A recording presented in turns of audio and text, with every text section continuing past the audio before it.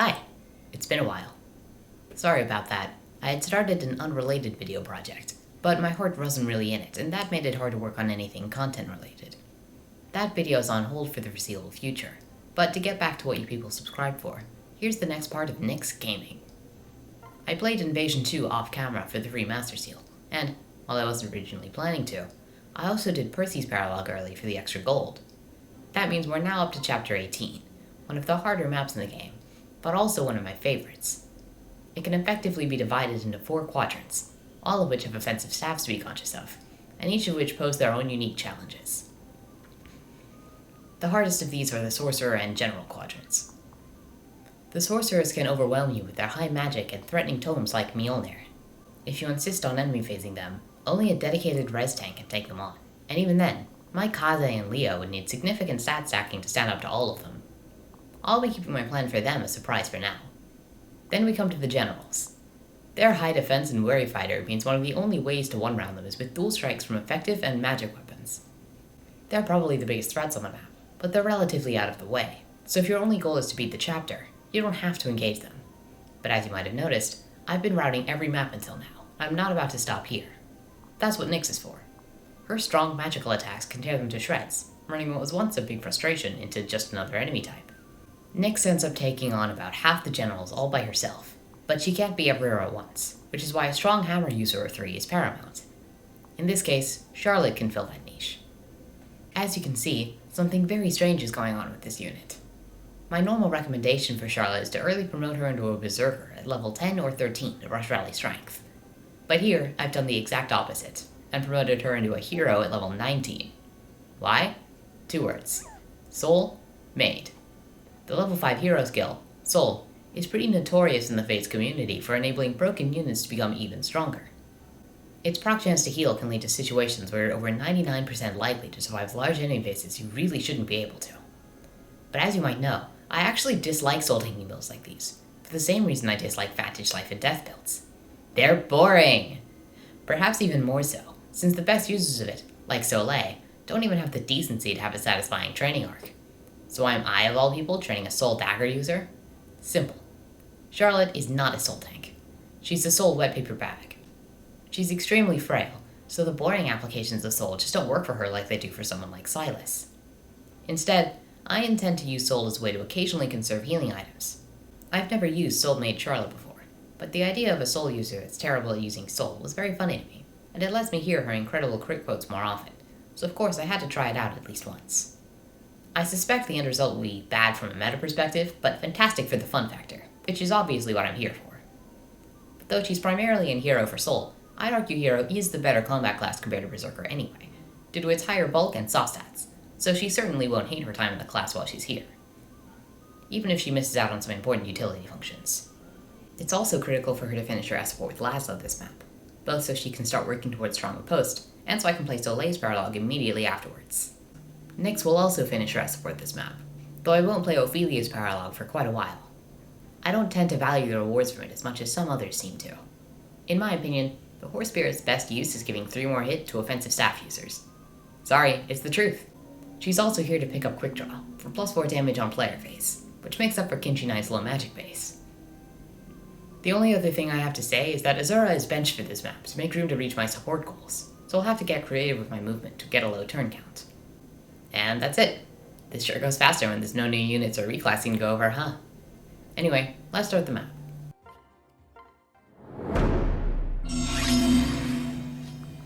Corrin will fight these heroes with Jontiom support from Jakob, while Odin baits the Enfeeble Staff. Staff AI can be easily tricked since it doesn't take body blocking into account. None of these heroes can target Odin, but the Maid doesn't realize that, so it enfeebles him over Corrin because of his lower staff avoid. That's a bit of a simplification, but you get the gist.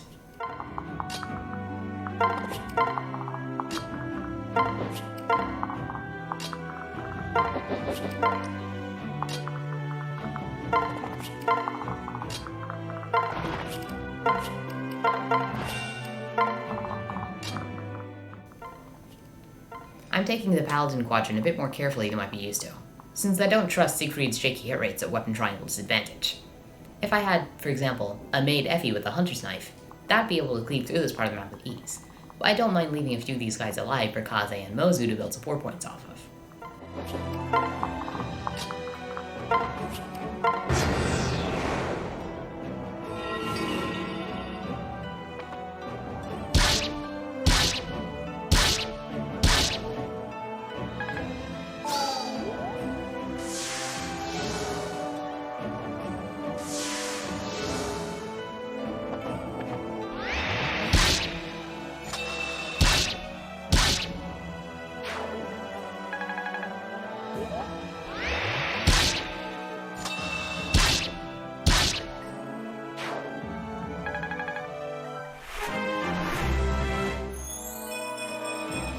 I'm here to help.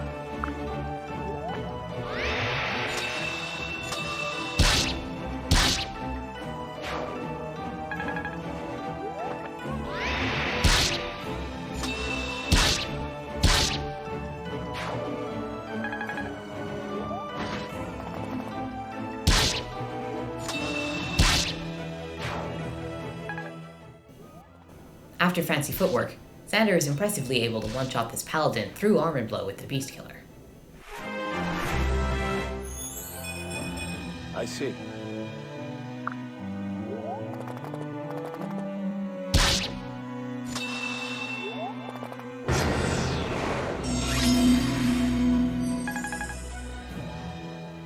Charlotte was holding Siegfried for Xander, so he wouldn't get ignored on turn 1. Now he takes it back from her to kill this Bow Knight.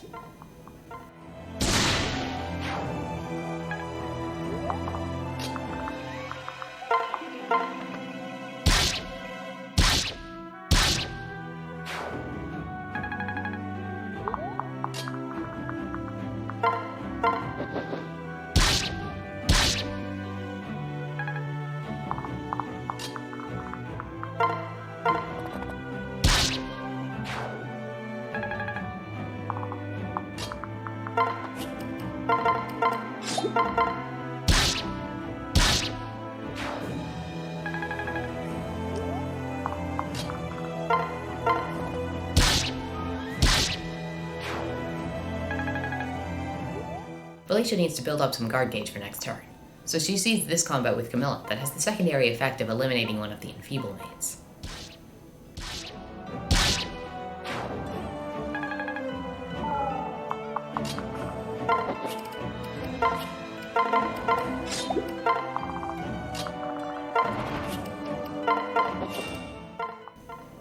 This sorcerer sees a kill against both Xander and Corrin, but he targets Xander because of his lower void. Luckily, Xander has guard gauge ready. Odin's kind of fallen off by this point, and he was just enfeebled, so he unfortunately spends most of this map as Nyx's backpack once again. It's not all bad though. Watch this. Meow. 10 movement. This is why I love Kinchi Knight Nyx. The guard gauge from Parab also lets Nyx see a comical amount of enemy phase combat this clear.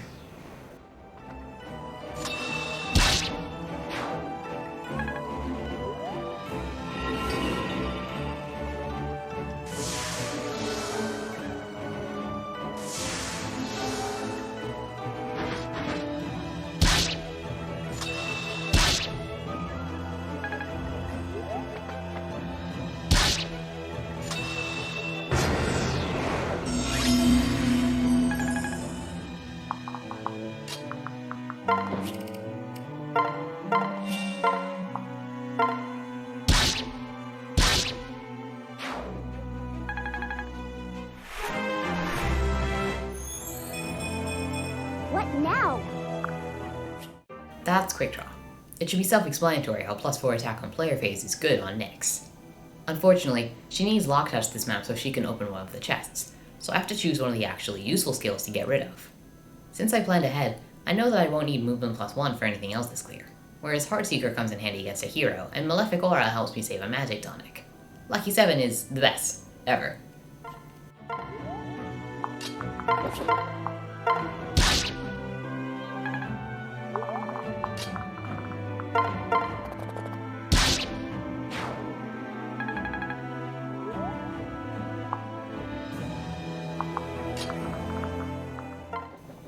This map is a great opportunity to work on Corrin and Felicia's support, but I need to get rally resistance on Corrin eventually.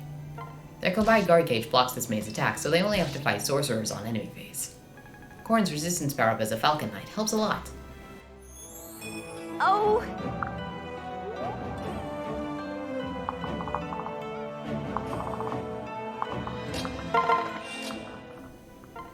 It's important that Kaze doesn't crit at the wrong time, because then he won't build up enough guard gauge to survive the following enemy phase.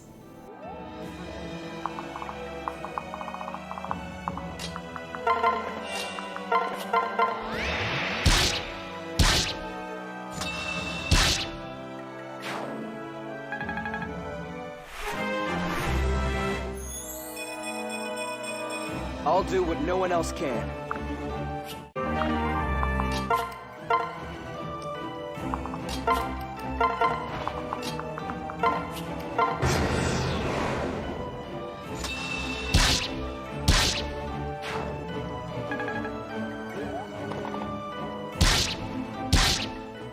That miss is fine. We have enough slack in our action economy to pick that Bow Knight off next turn. Leave it to me.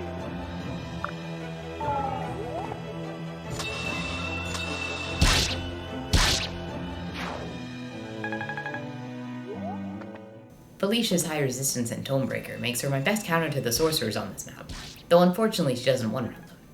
She's perfectly safe even if all 3 sorcerers hit her, but may be in danger if Mjolnir crits, so Tonebreaker helps make her chance of death almost negligible. The Flame Shuriken's magic debuff helps make them more manageable for Leo to finish them off next turn.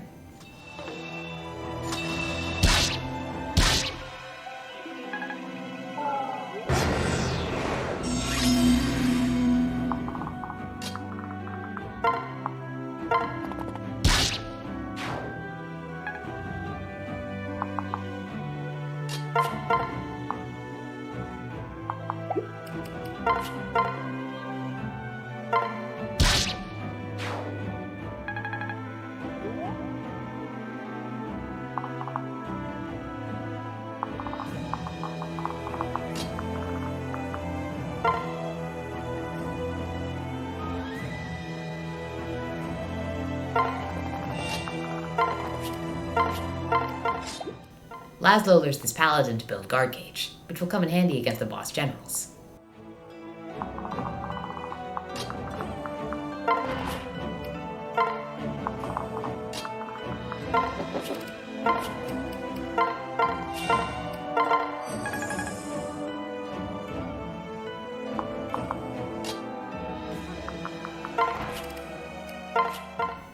Healing Nyx here also brings Felicia to full with Flip to Serve, on the off chance she got hit last turn.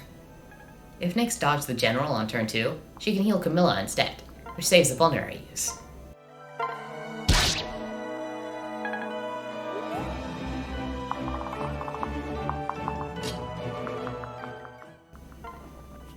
Did you know Brynhildr has a skill percent chance to have incoming magic damage? It does, and that's bad for us, since we want Leo to be at a specific HP threshold next turn for a maneuver I'll explain in a bit. It's not relevant yet, but I traded it away now anyway for the sake of consistency. If Brynhildr procced last turn, he doesn't have to use a vulnerary here.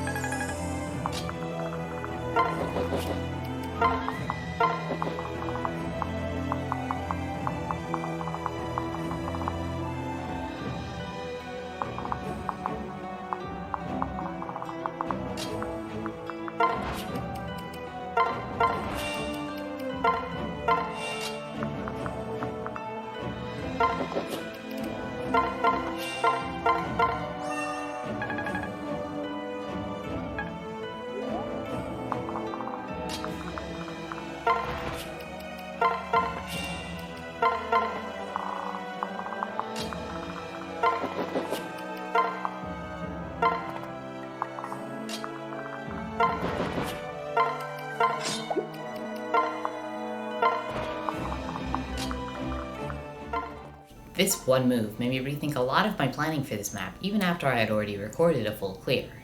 You wouldn't be able to tell just by looking at it, but Leo engaging these powered up enemies took a couple different iterations. It's important for him to be strong enough to one-round the paired sorcerers, but it's also important for the sorcerers to bring him down to low enough HP that the Silver Sword hero will see a kill and suicide into his guard gauge after being chipped. He does this because he's more accurate than the Silver Axe guy in back, but if he didn't kill, he'd realize he dies on the counterattack and mess up the whole strategy by switching to the Axe guy. My first instinct was to use Brynhildr. She's great for that first purpose, but terrible for the second, as its proc magic having effect. Remember that? Means there's a 16% chance of simply not taking enough damage to successfully manipulate the hero's AI.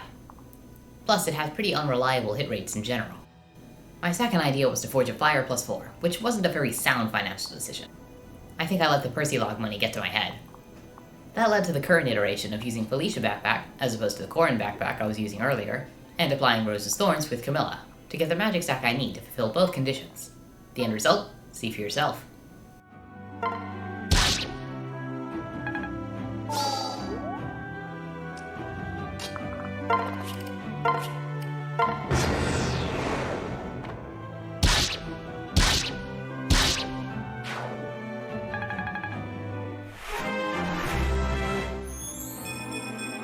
More to come!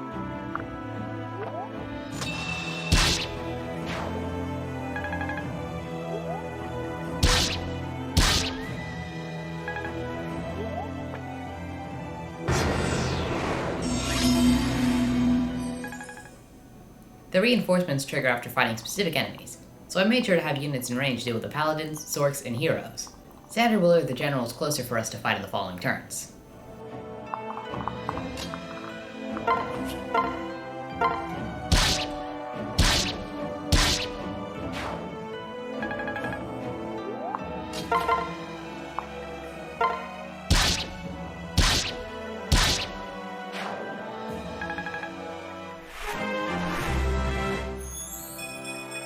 Yep.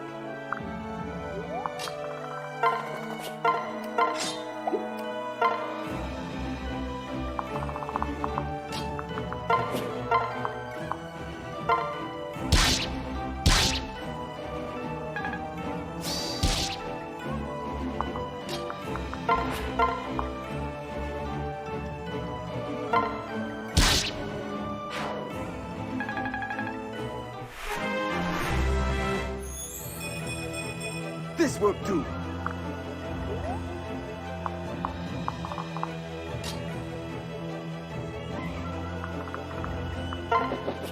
In case you thought Nyx's hit was only good at weapon triangle advantage, no, here she is pulling 96 against a hero on stairs. If she had skill +2 equipped, that would be 99.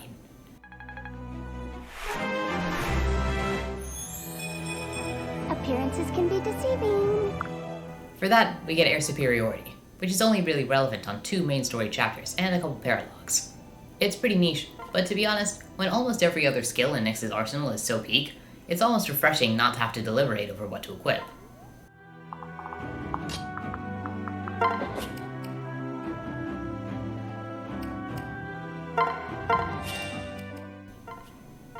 Leo's Malefic Aura and Heartseeker help Felicia get this kill with perfect accuracy.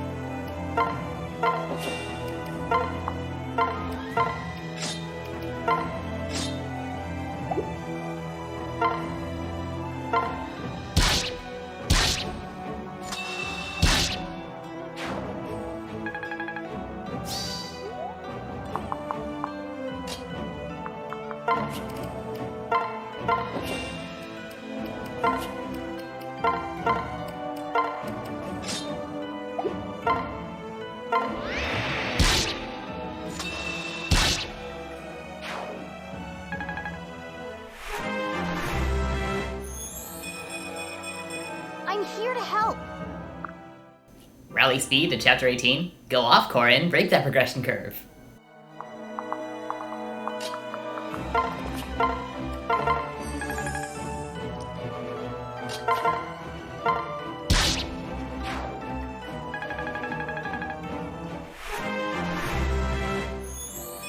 I'm too fragile for this.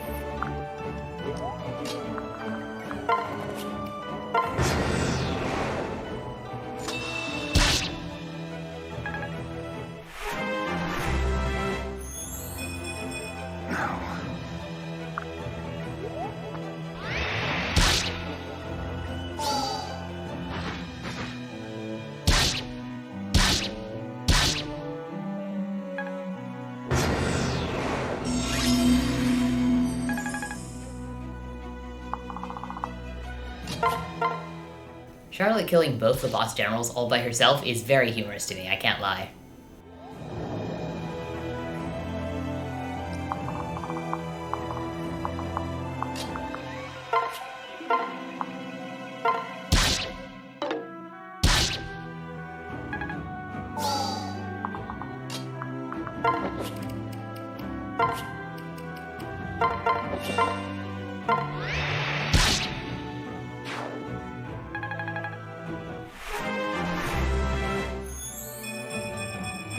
I really don't care.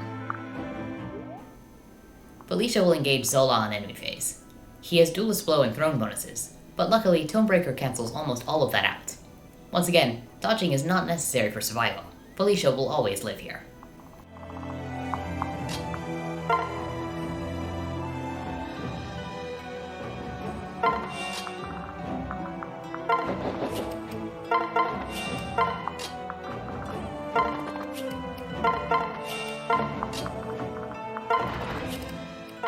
We transfer chain Kaze all the way to the top of the map just to open the energy drop chest. Nyx opens the door right next to her. Kind of how it feels when you only deploy 2 Lock-Touch users on this map.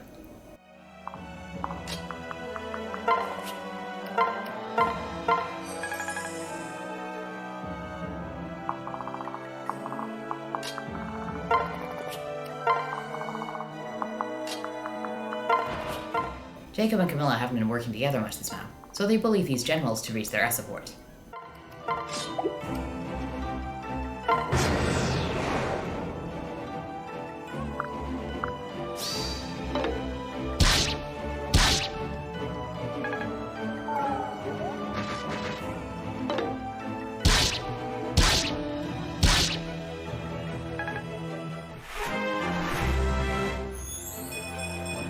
Oh? Unfortunately, Nyx's triangle disadvantage successes do not hold when the enemy in question has Duelist Blow, or when Lucky 7 runs out next turn. Good thing she doesn't need to hit these. She just slightly improves our odds of success in case Leo misses his first attack.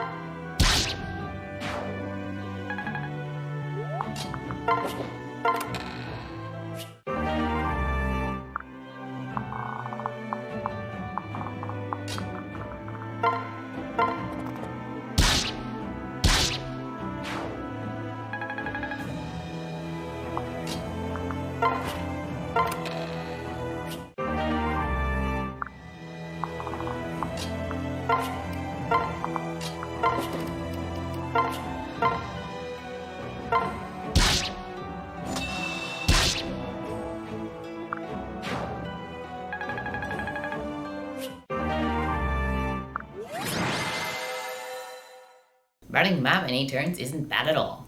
We really squeezed the value out of Lucky 7, and even saw some highly amusing enemy phase combat against generals of all things. I didn't even set out to do that when I started planning this clear, it just happened. Nyx's build is now functionally complete. She got a wide array of useful skills from 3 different class lines and got an S support with Odin.